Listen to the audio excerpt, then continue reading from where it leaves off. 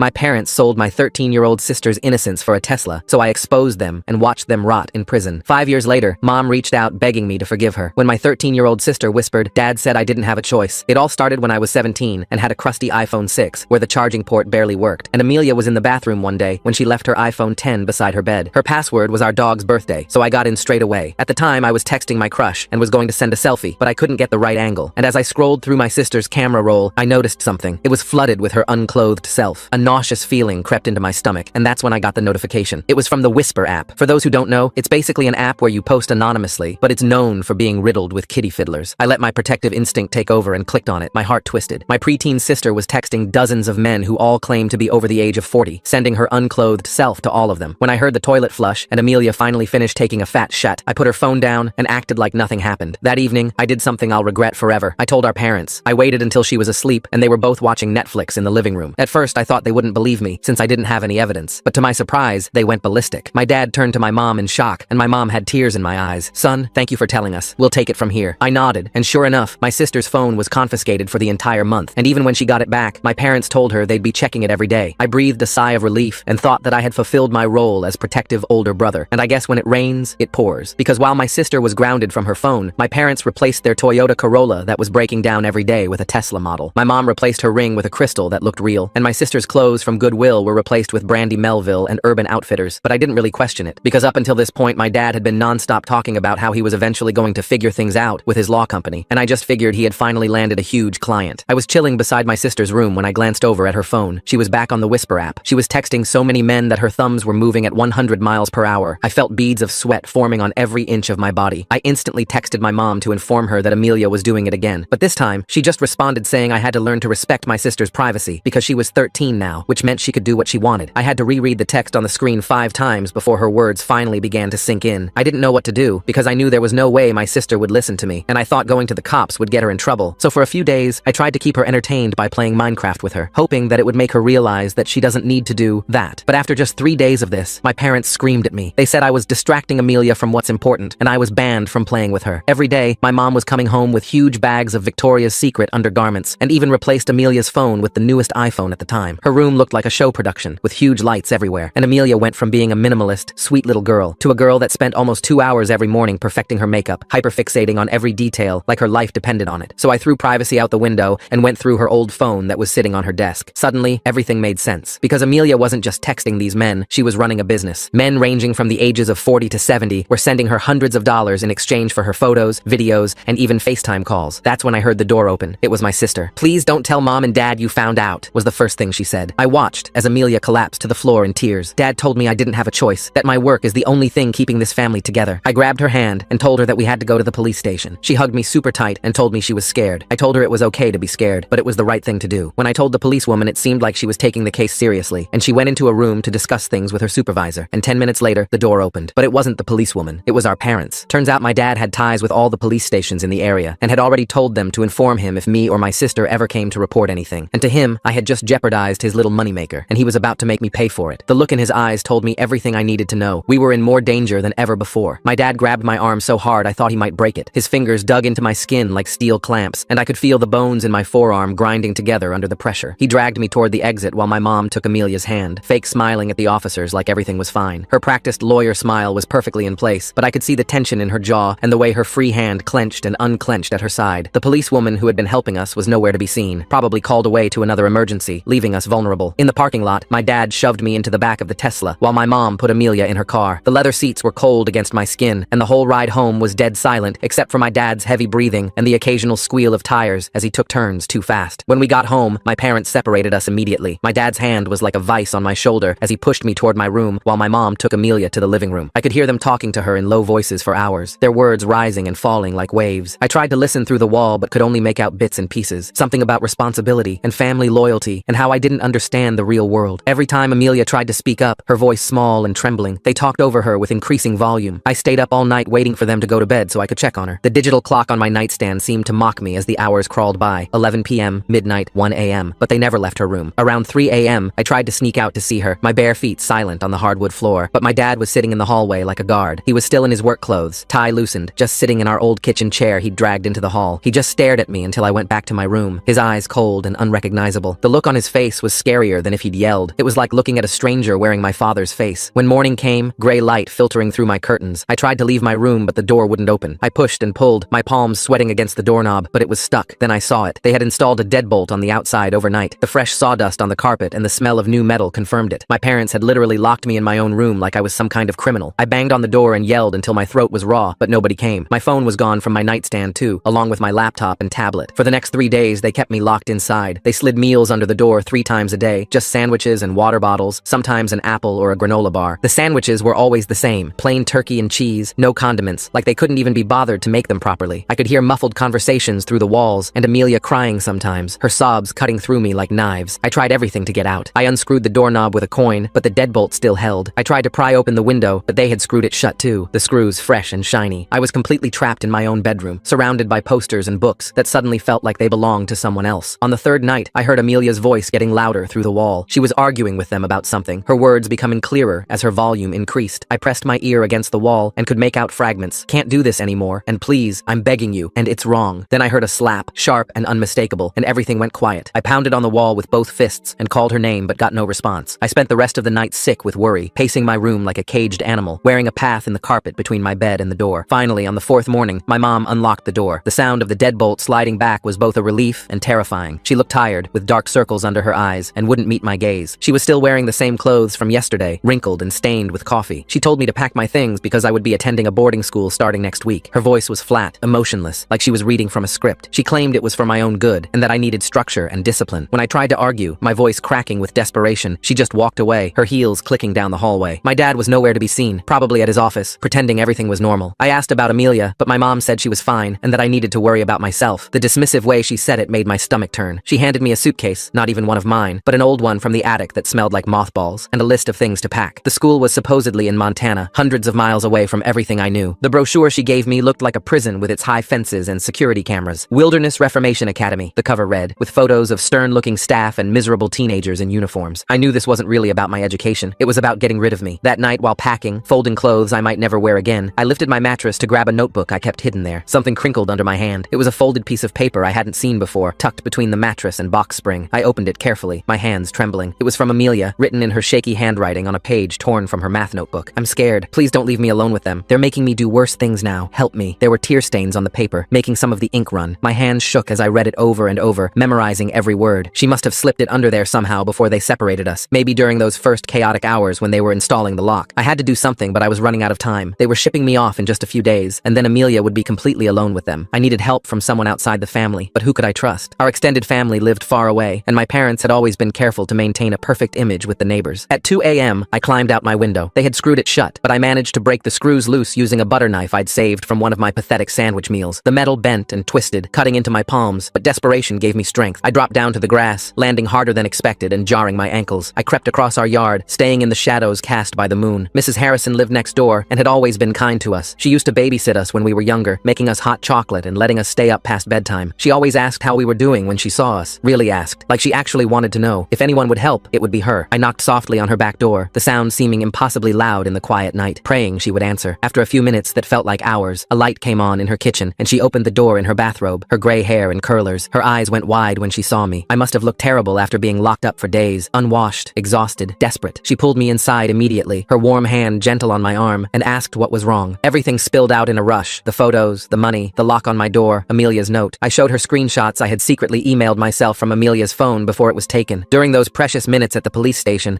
I'd sent them to an old email account my parents didn't know about, one I'd created years ago for a school project. Mrs. Harrison's face went pale as she scrolled through the evidence on her tablet. She kept shaking her head and muttering about how she knew something was off with my parents lately. All those expensive purchases, the new Tesla, my mom's designer bags, the sudden home renovations, had made her suspicious. She'd mentioned it to her husband, wondering if they'd gotten an inheritance or something. She called her daughter Angela right away, even though it was the middle of the night. Her hands shook as she dialed, and she had to try twice to get the number right. Angela worked at a non-profit for exploited children and knew exactly what to do. Within hours, as dawn was breaking, a social worker arrived at Mrs. Harrison's house. Her name was Michelle, and she had kind eyes, but a serious expression. She wore jeans and a sweater, like she'd thrown on whatever was closest when she got the call. She took notes as I told her everything, asking detailed questions about dates and times, her pen moving quickly across her notepad. But when Michelle went to our house with the police later that morning, my parents had coached Amelia perfectly. I watched from Mrs. Harrison's window, my heart sinking with each passing moment, as they all stood in our driveway. The morning sun made everything look normal, peaceful even. Amelia denied everything, saying I was making it up because I was jealous of her new clothes and phone. She even smiled and laughed, playing the part of a happy teenager without a care in the world. The performance was flawless. She'd learned from 2 lawyers how to lie convincingly. My parents presented themselves as concerned, loving guardians, worried about their troubled son who was creating drama for attention. The social worker left with promises to follow up, but I could tell from her body language that she was doubting my story now. My parents were good at manipulation. They were both lawyers after all, trained in the art of persuasion. They knew exactly what to say and how to act, what clothes to wear to look respectable, but not too wealthy. As soon as the cars pulled away, my dad looked directly at Mrs. Harrison's house. He knew where I was, and the look he gave was a clear threat. I couldn't go back home now. Mrs. Harrison said I could stay with her, setting up the fold-out couch in her den, but we both knew my parents would come for me eventually. I was a minor, and they were my legal guardians. The law was on their side unless I could prove what they were doing to Amelia, but she was too scared or too brainwashed to tell the truth. Years of being the good daughter, of wanting to please them, had made her the perfect victim. That night I couldn't sleep, tossing and turning on the unfamiliar couch. I used Mrs. Harrison's computer to research what to do. I created anonymous accounts on parenting forums and described the situation without using names or identifying details. The responses poured in within hours. Hundreds of people urged me to document everything and contact specific organizations. Some shared their own horror stories of family exploitation, tales that made me realize how common this kind of abuse really was. One message stood out from the others. A woman claiming to be a retired family court judge gave detailed advice about recording conversations and gathering evidence legally. She explained recording laws in our state. We were in a one-party consent state, meaning I could record conversations I was part of. She said what would hold up in court versus what would be dismissed as hearsay. She said I needed concrete proof, not just accusations. Audio recordings would be key, along with any financial records I could obtain. I spent the next day planning while Mrs. Harrison went about her routine, trying to act normal in case my parents were watching. She brought me meals and checked on me regularly, her face creased with worry. I found an old MP3 player in her garage, buried in a box of her son's things from high school. Her son had left it behind years ago when he went to college. It still worked and had a recording function with surprisingly good quality. I tested it several times to make sure the audio was clear, recording myself reading from a book and playing it back. I hid it in my pocket and practiced turning it on without looking, memorizing the exact sequence of buttons. Before going back, I prepared myself mentally. Mrs. Harrison let me borrow her phone to text my parents, pretending I was ready to come home and apologize. I wrote and rewrote the message a dozen times, trying to strike the right tone of defeat and submission. They were suspicious at first, my dad sending terse one-word responses, but eventually, they agreed to let me return. They probably figured it was better to have me where they could control me than out in the world where I might cause more trouble. My dad said he would pick me up that evening after work. My dad barely spoke during the drive home, his jaw clenched tight. The silence was oppressive, broken only by the hum of the electric engine and the sound of other cars passing. When we arrived, my mom hugged me like nothing had happened, her perfume overwhelming. She said she was glad I had come to my senses and that we could put this whole unfortunate incident behind us. Amelia was in her room with the door closed. They wouldn't let me see her, saying she was busy with homework and needed to concentrate, but I could hear the fake camera shutter sounds from her phone, that artificial click that had become the soundtrack to our nightmare. At dinner, my parents acted normal, talking about the weather and asking about school like I hadn't been locked in my room for days. My mom had made lasagna, my former favorite, like that would somehow make everything okay, but there was a tension underneath everything, like a wire stretched too tight. I kept the MP3 player recording in my pocket the whole time, my hand occasionally brushing against it to make sure it was still running. After we ate, my dad asked to speak with me privately in his office. This was what I had been waiting for. He closed the heavy oak door and turned to face me. His whole demeanor changed instantly, the mask dropping. He grabbed my shoulders and squeezed hard, his fingers finding the exact spots that were still tender from before. He told me I had no idea what I'd almost cost the family. His voice was low and dangerous as he explained that Amelia's work was the only thing keeping us afloat. Without it, we'd lose the house, the cars, everything. He said I was being selfish and naive, that I didn't understand the sacrifices parents had to make. I asked him how he could do this to his own daughter, my voice barely steady. That's when he really lost it. He shoved me against the wall, my head hitting the bookshelf behind me, and said I didn't understand how the world worked. He said Amelia was smart and mature for her age, and that she was choosing to help the family. He claimed other kids her age were doing far worse things, substances, violence, actual prostitution, and at least she was safe at home where they could protect her. The mental gymnastics were staggering. The threats got more specific. He said if I interfered again, he would make sure I was sent somewhere I'd never be found. He mentioned boarding schools that were more like work camps, places in Utah and Montana where troubled kids disappeared for years, places where they broke you down and rebuilt you into someone compliant. He said he had connections everywhere through his law practice, and nobody would believe a delinquent teenager over 2 successful lawyers. My mom walked in then, closing the door behind her, and backed him up completely. She started guilt-tripping me about how Amelia's work was paying for my future college. She pulled out bank statements showing the college fund they'd started, the numbers growing each month. She said they were building a nest egg for both of us, and that I was being ungrateful. She claimed they were protecting Amelia by monitoring everything and keeping her safe from real predators who might hurt her. In their twisted logic, they were the heroes of this story, protecting their daughter while securing our family's future. The mental gymnastics were insane, but they seemed to really believe their own lies. For the next 3 days, I pretended to accept my fate. I acted defeated and stopped asking about Amelia. I went to school like normal, keeping my head down in classes, and came straight home. But I was recording everything, every conversation, every threat, every admission. The MP3 player was filling up with evidence, and I had to delete old music files to make room. I also took photos of the bruises my dad left on my arms, purple and green marks in the shape of fingers. I snuck into Amelia's room one night when my parents were asleep. Their bedroom was at the other end of the house, but I still moved like a ghost, avoiding every creaky floorboard I'd memorized over the years. She was awake, staring at her phone in the dark, the screen's glow making her face look ghostly. When she saw me, she started crying silently, tears streaming down her face. She showed me her phone. The messages were worse than before. The men were getting more demanding, some asking for videos now instead of just photos. Some were threatening to expose her if she didn't send more content, saying they'd send the photos to her school or post them online. She was trapped between them and our parents, with no good options. She told me our dad had increased her quotas. She had to make a certain amount each week, $5,000 minimum, or he would get angry. He had spreadsheets tracking everything, treating her like a business. He had even hired someone to edit her photos to make them look more professional. Some creep he found online who specialized in this kind of thing. Our mom was managing her wardrobe, buying specific outfits the men requested, and teaching her how to pose to look older. She'd bookmarked makeup tutorials for aging up young faces. It was a sick family business, and they had convinced themselves it was normal, just another revenue stream like dad's law practice or mom's consulting work. 3 days before I was supposed to leave for boarding school, everything came to a head. During dinner, another family meal where we all pretended everything was fine, Amelia suddenly broke down. She threw her phone across the room, the case cracking against the wall, and screamed that she wanted it to stop. She said she felt dirty all the time and couldn't sleep anymore without nightmares. She begged our parents to let her be a normal kid again, to let her delete the apps and go back to her art and her friends. The raw pain in her voice was heartbreaking, years of suppressed trauma pouring out at once. My mom immediately sent her to her room, her voice sharp and cold, while my dad grabbed my arm hard enough to leave new bruises over the old ones. He dragged me to the garage, past the Tesla and the new riding mower they'd bought with Amelia's money. He told me this was my last chance to fall in line. He said if I didn't support the family, I wasn't part of the family. His grip was so tight, I thought he might actually break my wrist this time. I could see he was losing control of the situation, and that made him dangerous, like a cornered animal. That night, I knew I had to act fast. I used Mrs. Harrison's phone to call the nonprofit directly. Angela answered even though it was past 10 p.m., her voice alert despite the hour. I played her all the recordings from my MP3 player, holding the phone up to the tiny speaker. The evidence was undeniable. My parents admitting to everything, threatening me, discussing quotas and payments like Amelia was a product instead of their daughter. Angela said she would handle it personally and told me to keep Amelia safe if I could. She said she was calling in favors and pulling strings to fast-track this. The next morning, my parents were preparing to drive me to boarding school. My suitcase was already in the car, and they were rushing me to leave before I could say goodbye to Amelia. My mom kept checking her watch, saying we needed to make our flight. That's when 2 caseworkers arrived with a court order for emergency custody removal. Angela had worked through the night to get it, calling judges at home and presenting the evidence. My parents tried to refuse entry, my dad using his lawyer voice to demand warrants and threaten lawsuits, but the workers had already contacted law enforcement. As officers arrived, their presence making everything suddenly real, my dad tried to claim the recordings were edited. He said I was tech-savvy and had manipulated the audio using software. He pointed to the bruises on my arms and said they were from sports, even though I hadn't played anything in months and everyone knew it. My mom cried perfectly on cue and said we were destroying our family over a misunderstanding, that they were good parents who had made some poor financial decisions but never hurt their children. They were convincing liars, but the evidence was too strong. That's when Amelia finally found her courage. Maybe it was seeing the police and knowing she was safe, or maybe she just couldn't pretend anymore. She came out of her room, still in her pajamas, looking so young and vulnerable. She told them everything, how it started when she was 12, just modeling photos, they said, how it escalated slowly, so slowly she didn't realize how bad it had gotten until it was too late. She explained what they made her do, how much money was involved, how they told her she was saving the family. She showed them the messages on her phone and the banking apps our parents used. Her voice was small but steady as she spoke her truth, and I had never been prouder of her. The officers separated us from our parents while they investigated. We watched from the back of a police car as they led our parents away in handcuffs, our mom still crying and our dad stone-faced. We were placed with our Aunt Sarah from our mom's side, who drove 2 hours to get us that same day. She lived in a small town where nobody knew our family's reputation. She had no idea what had been happening. My parents had isolated us from extended family, claiming everyone was too busy to visit. She was horrified when she learned the truth, crying as she held Amelia and promised to keep us safe. During the investigation, more evidence emerged. The forensic team recovered deleted messages from cloud backups, showing the full extent of the operation. There were conversations going back 2 years, thousands of messages my parents thought they'd erased. Bank records revealed large deposits from dozens of men across the country, some international transfers too. Some of Amelia's photos had been sold on websites overseas, distributed beyond what even my parents knew. The scope was bigger than even I had realized. My parents had turned their daughter into a product, packaging and selling her innocence to the highest bidders. The legal process took months. My parents tried various defenses through their high-powered lawyer friends. First, they claimed they were protecting Amelia by monitoring her online activity, that they'd discovered she was taking photos on her own and stepped in to supervise. When that didn't work, they said they were desperate and about to lose everything, that the economy had destroyed Dad's practice. They painted themselves as victims of circumstance who made a terrible mistake under pressure. Their lawyer argued for leniency based on their previous clean records and standing in the community. But the prosecutor had recordings of my dad threatening me and admitting to everything. They had documentation description of the emotional and psychological damage to Amelia from court-appointed therapists. Child exploitation experts testified about the long-term trauma this kind of abuse causes, how it rewires young brains and destroys trust. The judge, a woman with daughters of her own, saw through all their excuses. Both of my parents were convicted on multiple counts and sentenced to prison. 8 years for my dad, 6 for my mom. Throughout everything, I testified about finding the initial evidence and trying to protect my sister. It was hard reliving those moments in court, seeing my parents in orange jumpsuits, but I knew Amelia needed me to be strong. She was getting intensive counseling and support to heal from the trauma. Some days were harder than others. She would have nightmares or panic attacks when she saw older men who looked like the ones from the app. She couldn't stand the sound of camera shutters and would freeze when anyone tried to take a photo, even innocent family pictures. Our Aunt Sarah was amazing through it all. She took time off work to be there for every court date and therapy session, never complaining about the disruption to her quiet life. She turned her guest room into a safe space for Amelia, painting it in soft lavender and filling it with books and art supplies. She never pushed us to talk, but was always there when we needed her, often just sitting quietly while we processed everything. She helped us learn what a real family was supposed to be like. Supportive without conditions, protective without control. Slowly, Amelia started to heal. She deleted all social media and focused on school and real friendships. She joined the art club and discovered she loved painting, especially watercolors of landscapes, places far away from cameras and phones. She started volunteering at an animal shelter, finding peace in caring for creatures who loved unconditionally. She was returning to the sweet minimalist girl she once was before everything happened, but stronger now. Sometimes I would catch her humming while she painted, old songs our grandmother used to sing, and it was the most beautiful sound in the world. We both learned to trust again, knowing we had saved each other. I learned that being a protective older brother meant more than just keeping secrets. It meant fighting for what was right, even when it was scary, even when it cost everything. Amelia learned that she was worth more than what those men paid for her photos. She was worth everything just by being herself, her kindness, her creativity, her resilience. We learned that family isn't about blood or obligation, but about choosing to protect and support each other. Our parents' house was sold to pay for legal fees and restitution. We didn't want anything from it anyway. Too many bad memories soaked into those walls. Sarah helped us pack up our old rooms on a gray autumn day, keeping only what really mattered. Photo albums from before everything went wrong, Amelia's art supplies, my books, small treasures from a childhood that ended too soon. I found the note Amelia had left under my mattress and gave it back to her. She read it once, then burned it in Sarah's fireplace, watching the smoke carry away that desperate plea. She hugged me and said I was the best brother in the world, and for the first time in years, I actually believed it. The next few months were rough, but we were finally free. Sarah's house became our sanctuary, this little 2-story place with a big backyard and a vegetable garden she tended every morning. She set us up with new routines that felt normal for the first time in forever. Amelia went to the local middle school where nobody knew our story, and I finished my senior year at the high school down the road. We ate dinner together every night at 6 p.m. sharp, talking about regular stuff like homework and what was on TV. But the legal stuff wasn't over. The prosecutor called me constantly with updates and questions. They found more victims. Turned out my parents had been coaching other families to do the same thing with their kids. My dad had been running seminars disguised as financial planning for families, where he taught desperate parents how to exploit their children online. The FBI got involved when they traced payments across state lines. I had to testify 3 more times, each time seeing my parents get thinner and grayer in their jumpsuits. Amelia struggled with the therapy at first. She'd sit in Dr. Michelle's office for full sessions without saying a word, just drawing in her notebook. The therapist was patient though, never pushing, just being present. After about 2 months, Amelia finally started talking. First, just about small things like how she missed our old dog who died the year before. Then gradually about the photos and the men and how dirty she felt all the time. Some nights she'd wake up screaming and Sarah would sit with her until dawn, making hot chocolate and playing card games. School was weird for both of us. I couldn't focus on normal teenage stuff when I knew what we'd been through. My classmates complained about curfews and not getting the newest iPhone while I was dealing with FBI agents and court dates. I made one friend though, this kid Tyler whose parents had gone through a nasty divorce. He didn't ask questions when I had to leave early for court or when I couldn't hang out because Amelia needed me. He just accepted that I had heavy stuff going on. The trial date kept getting pushed back because my parents' lawyer kept filing motions. They tried to get the recordings thrown out, claiming I'd violated wiretapping laws. When that failed, they tried to argue entrapment, saying I'd manipulated them into confessing. Every delay meant more anxiety for us. Amelia started having panic attacks when brown envelopes arrived from the court. She'd see the official seal and just freeze up, her breathing getting shallow until Sarah or I could calm her down. One day, about 4 months after we'd moved in with Sarah, Amelia asked if she could see the recordings. I didn't want to play them for her, but the therapist said it might help her process what happened. So we sat in Dr. Michelle's office and listened to our dad describing her like a product, talking about profit margins and market demand. Amelia cried through the whole thing, but afterward she said she was glad she heard it. She said it helped her understand that none of it was her fault, that they'd planned everything. The worst part was when other kids from our old school found out. Someone's parent who worked at the courthouse leaked details and suddenly everyone knew. Kids were screenshotting news articles and sharing them in group chats. Some sick creep even found old photos that had been posted online and shared those too. Sarah had to get lawyers involved to get them taken down. We both deleted all our social media and changed our phone numbers. Amelia didn't leave the house for 2 weeks after that, too scared of running into someone who'd seen the photos. But Sarah's neighbors were amazing. Mrs. Chen from next door started bringing over fresh vegetables from her garden, never asking questions, but always checking if we needed anything. Mr. Rodriguez taught me me how to fix cars in his garage, giving me something to focus on besides the trial. His daughter Gloria was in Amelia's grade and became her first real friend there, inviting her to sleepovers and treating her like any other kid. The whole neighborhood seemed to form this protective bubble around us without making a big deal about it. 6 months in, my parents' lawyer reached out about a plea deal. They wanted to plead guilty to lesser charges in exchange for shorter sentences, 3 years instead of 6 to 8. The prosecutor asked what we thought. Amelia surprised everyone by saying no. She wanted them to face the full consequences of what they'd done. She was tired of them trying to minimize and manipulate their way out of trouble. I backed her up completely. Sarah said she'd support whatever we decided. The trial finally happened 8 months after that first night I found the photos. Walking into the courtroom felt surreal. My parents sat at the defense table looking like strangers. My mom had lost weight and her hair was completely gray. My dad kept his eyes down the whole time, never looking at us. Their lawyer painted them as desperate parents who made a terrible mistake, but the evidence was overwhelming. The jury deliberated for only 3 hours. When they read the guilty verdict, my mom broke down sobbing. My dad just nodded like he'd expected it. Amelia grabbed my hand so tight I thought she'd break my fingers. During victim impact statements, I talked about finding my little sister's photos and realizing our parents had turned her into a commodity. Amelia wrote a letter that the prosecutor read for her about losing her childhood and learning to trust again. Even the judge looked emotional. Sentencing happened 2 weeks later. My dad got 10 years, my mom got 7. They'd have to register as SX offenders and could never have unsupervised contact with minors again. As they led them away in handcuffs, my mom looked back at us. I saw her mouth, "I'm sorry," but Amelia had already turned away. That was the last time we saw them. After the trial, things slowly got better. Amelia threw herself into her art, painting these beautiful landscapes of places she wanted to visit someday. She started selling them at local craft fairs, earning her own money in a way that made her proud. She joined the school's environmental club and made friends who cared about saving sea turtles and planting trees, normal kid stuff that she'd missed out on before. I graduated high school and got into a state college about an hour away. I almost didn't go, worried about leaving Amelia, but she insisted. She said I'd saved her, and now I needed to save myself by building my own life. Sarah promised to call if anything happened. I majored in social work, wanting to help other kids in bad situations. My professors said I had unusual insight for someone so young, if only they knew. Amelia came to visit me at college once a month. We'd get pizza and walk around campus, talking about everything and nothing. She told me about her new art teacher who was helping her apply to specialized high school programs. She was thinking about becoming an art therapist someday, helping other kids heal through creativity. She still had bad days. Certain sounds or smells would trigger memories, but they were getting less frequent. Sarah officially adopted us a year after the trial ended. The paperwork was just a formality since she'd already become our real parent in every way that mattered. We had a small celebration in her backyard with the neighbors. Mrs. Chen made dumplings and Mr. Rodriguez grilled burgers. Amelia painted a portrait of the 3 of us that Sarah hung in the living room. It was the first time our little makeshift family felt permanent and safe. 2 years later, I was home from college for winter break when Amelia showed me a letter. One of the men who'd bought photos had been arrested and wanted to apologize as part of his plea deal. She asked if she should read it. I said it was her choice. She thought about it for days before deciding to burn it unopened in Sarah's fireplace. She said she didn't need his apology to move forward. She was already healing on her own terms. The money from our parents' house went into a trust for our education and therapy. Neither of us wanted to touch it at first. It felt tainted, but Sarah helped us see it as taking back what was stolen from us. Amelia used some for art supplies and a summer program in Italy. I used it for textbooks and to help other students who couldn't afford them. We turned something dirty into something useful. I started dating a girl named Michelle in my junior year. Telling her about our past was terrifying, but she just held my hand and thanked me for trusting her. She came to Thanksgiving at Sarah's and fit right in. Amelia grilled her about her intentions like a protective little sister should. Watching them laugh together in the kitchen made my chest tight with happiness. We were building the family we should have had all along. Amelia graduated high school with honors and got into art school on a full scholarship. Her portfolio was full of paintings about resilience and growth, flowers breaking through concrete, storms clearing to reveal sunlight. The admissions committee said her work showed unusual emotional depth. At her graduation, she gave a speech about second chances and finding beauty after darkness. She didn't mention our parents or what happened, but everyone who knew our story understood. 5 years after that night I found the photos. We were okay. Not perfect, still healing, but okay. Amelia was thriving in art school and had her first gallery show planned. I was working at a non-profit helping at-risk youth, using everything I'd learned to spot the signs others might miss. Sarah was still our rock, never asking for thanks, but always there when we needed her. We had Sunday dinners and holiday traditions, and inside jokes like any other family. Sometimes I think about our parents in prison. I wonder if they really understand what they did, or if they still see themselves as victims of circumstance. Amelia says it doesn't matter what they think anymore. We survived them, we saved each other, and now we're building lives filled with the kind of love that protects instead of exploits. That's the only revenge that matters, living well despite everything they tried to take from us.